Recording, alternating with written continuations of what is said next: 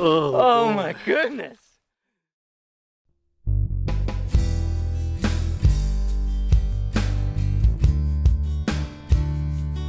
This week's show, we're going to show you some of the highs and the lows of bow hunting.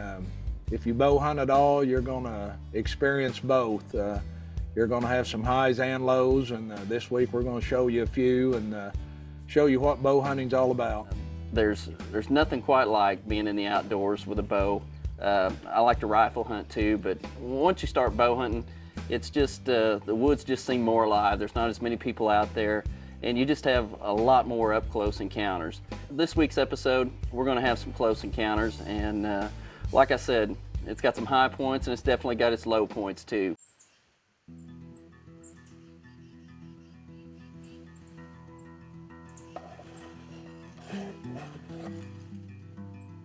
Well, I was going to hunt a Osage trophy blend plot and was running a little bit late. Got down there to the edge of the field and already saw the turkeys were out in the field. Tried to set the camera up, had some buckbrush in the way.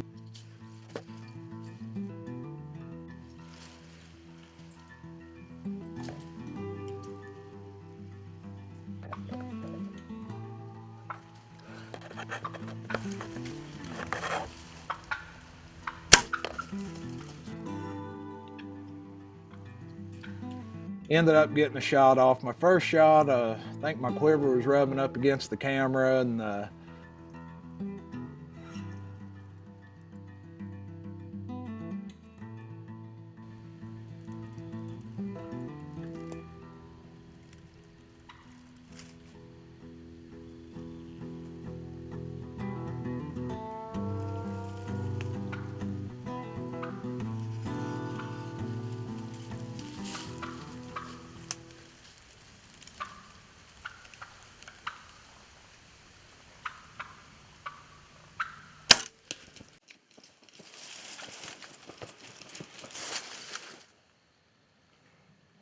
as you can see, I didn't make it to the blind. I was a little bit late getting there, and we had a couple toms out in the field, so I just squatted down here next to the blind, and I missed the first shot, and they came back around.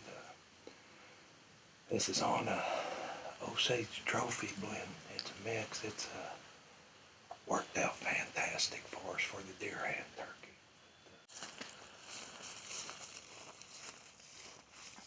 Well, we got here this evening and almost made it to the blind, and turkey were already out in this Osage trophy mix. We couldn't quite make it to the blind, but got to the edge of the field and the turkey worked their way down. I shot and missed. I didn't have quite enough room in there. I think my quiver was hitting on the edge of the camera, but the second shot I connected, and these PSC bows are shooting great, and Osage trophy mix, these food plots are fantastic. Everything's working great, so it's a great hunt. Well, Brom came up to film me at my lease. I have a lease down by Richland, Missouri. I've got a couple stands set up on a big ridge. It's got a lot of acorn trees.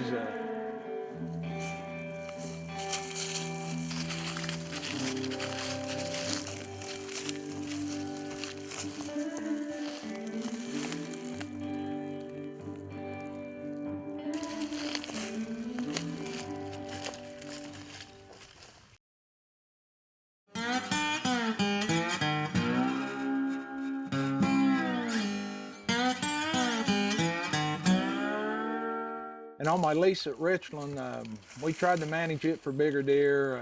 We tried to pass up those 2-year-old, sometimes 3-year-old deer. We'd like to give them, a few years to grow up and get some nice antlers on them.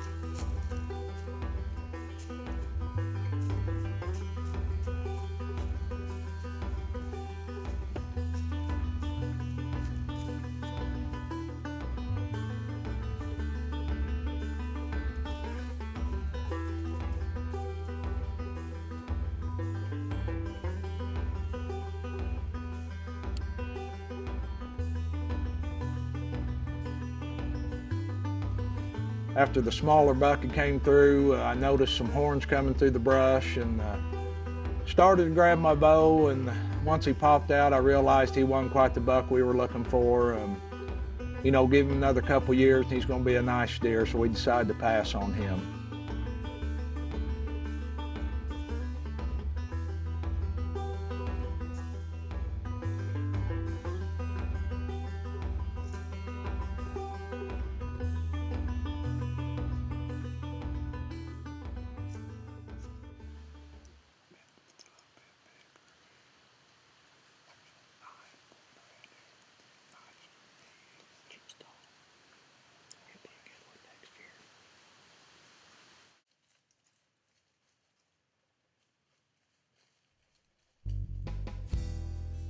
It's my turn to film, so I'm jumping in a stand with pro staffer Matt McBride, and he's up next. See, it's November the 1st. It's the day after Halloween. Halloween is one of my favorite times to be in the woods, and it just absolutely poured the day before and poured on Halloween.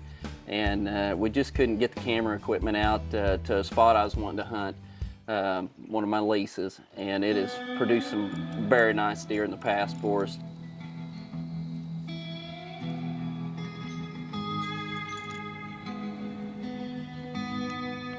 Get to the stand, get everything all set up in there, and daylight starts breaking through, and you get that tap that you always want to get from your camera partner on the shoulder, that quick tap, and you know something's coming, and get turned around, and we've got a nice 8-pointer coming in.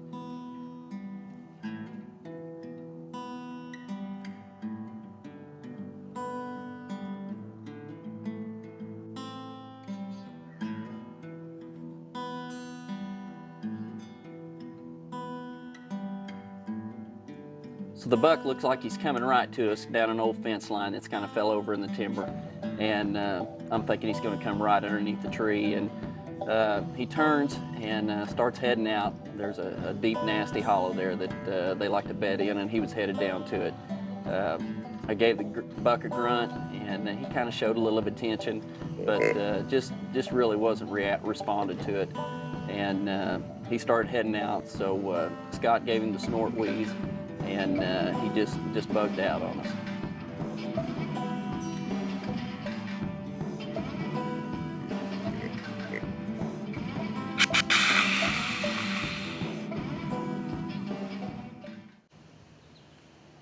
It's all good, bud.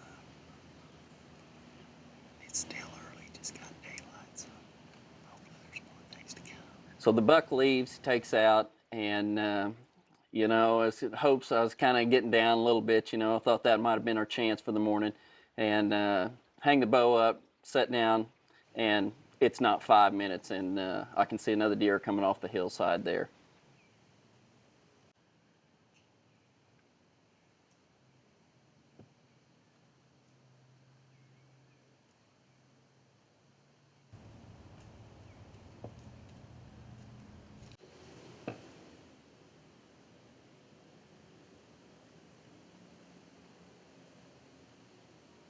And I can tell he's not a shooter, just a nice young deer, up and comer, and we really try to manage hard in that area. That particular county has the 4-point restriction on one side, which he qualified for, but we try to let the deer, you know, 130 up before we think about shooting them. Second buck in the morning right there, so evidently they're on their feet. Seen a lot more scrapes and rubs in here, so just need that big one to come back through. And literally it's not 2 or 3 minutes, and I can see tines coming down the hillside from the same spot. He comes down off the hillside and starts heading toward that nasty hollow that the first buck came into, and I give him a couple grunts, and here he comes.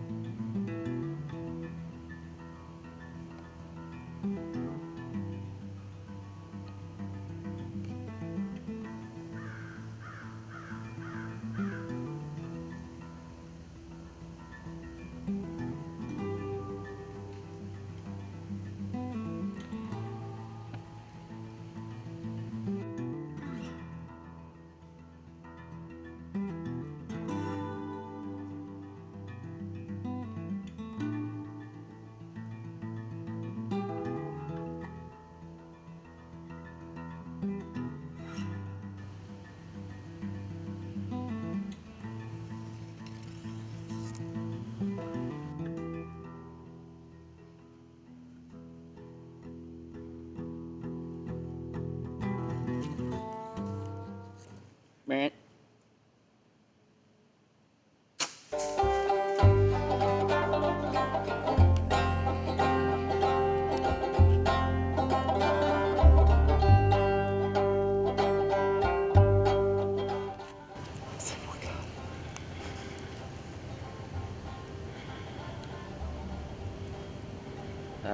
Get the PSC drawn back. He's walking right to my 30-yard hole. I get drawn back and stop him, put the pin right on the vitals, and hit the release.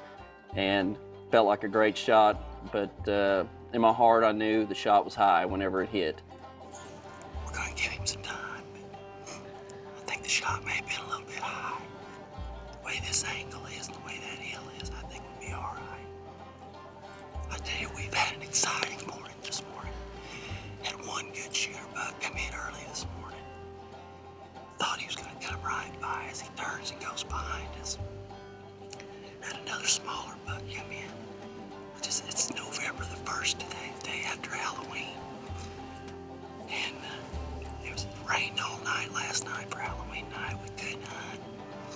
And I just so glad to be out here. It's a perfect morning. We just felt like they'd have to move after 2 straight days of rain and this cold front coming through. So I just thank the good Lord for such a good spot to hunt and all the action we've had this morning.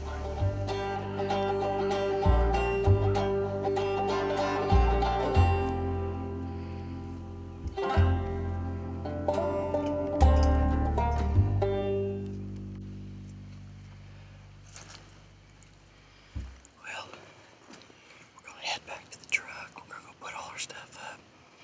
Probably drive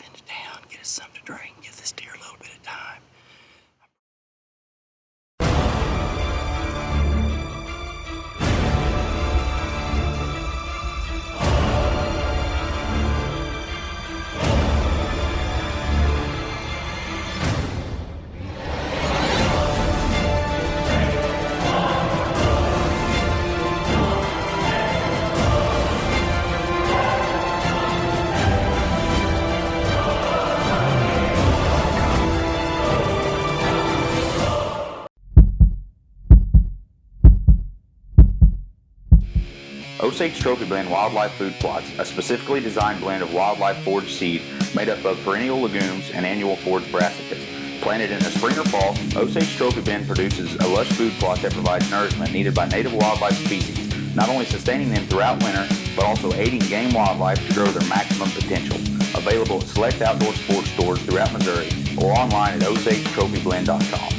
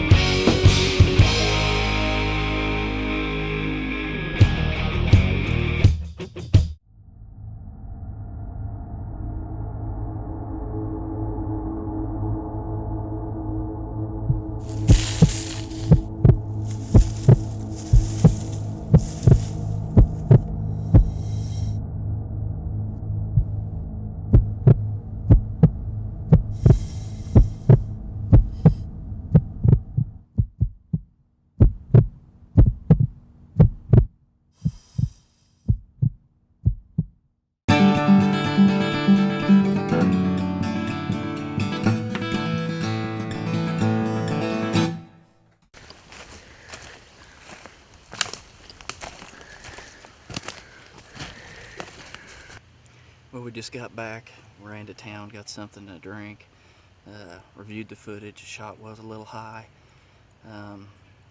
but whenever he ran off, he just acted like he was really hurt, acted like he was almost going down, honestly. So just hoping that we can find him laying up here. He's had probably an hour and a half now, so we're just gonna try to go up here and see if we can find a little blood and see if we can find him. But keeping our fingers crossed, stay with us. Hopefully we'll have a buck at the end of this.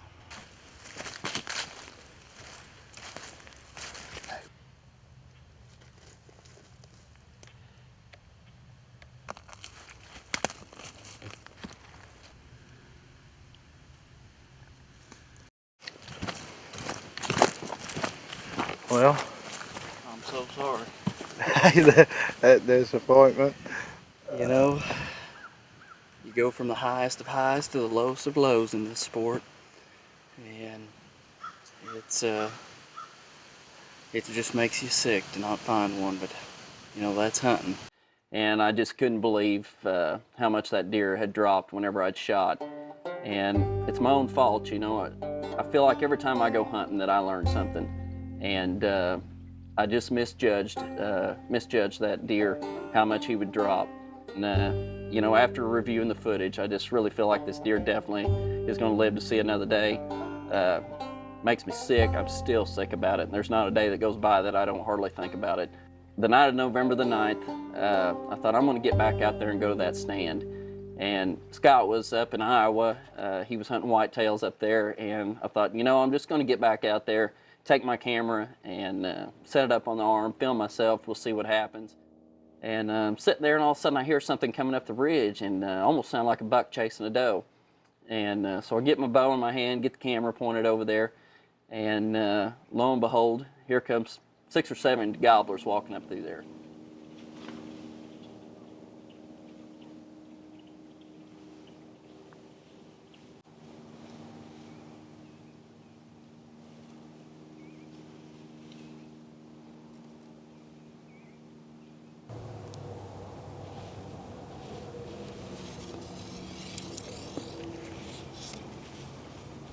First big old gobbler that comes up, he gets behind a tree there. They're kicking up leaves, you know, searching for acorns, just feeding. And he gets behind that tree, and I get the PSC drawn back, steps out, and I just center him between the 30 and 40 yard pin. Felt like he was 35 yards, and let it fly.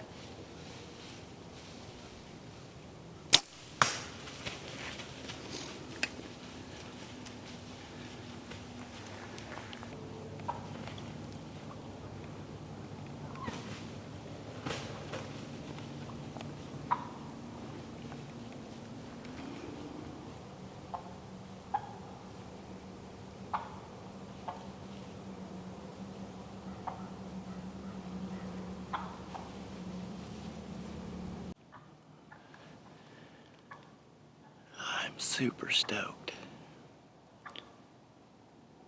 I just laid my first gobbler down with a bow. I've been wanting to kill a turkey for a long time with a bow, and been close several times, but just never had a chance to do it. But that turkey right there is toast. He didn't go 20 feet maybe, didn't look like. Good morning, everybody. It's the morning of November 10th.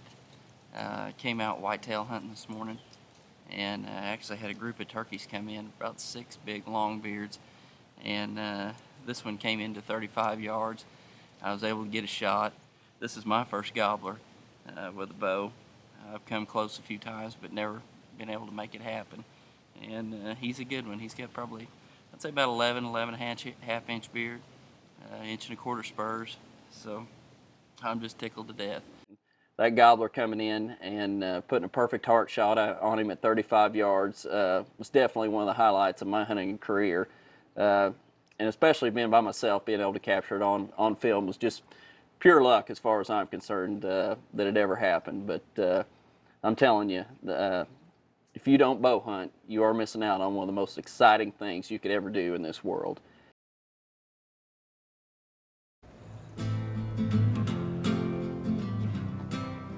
Wait a sec. Misses and a couple kills. It's all part of bow hunting. I can't move for do something else. Let me think here. Well, this week's show we're going to show. This day I was headed in to hunt a hope. They were out in the Osage Trophy blend. I don't know what to say after that.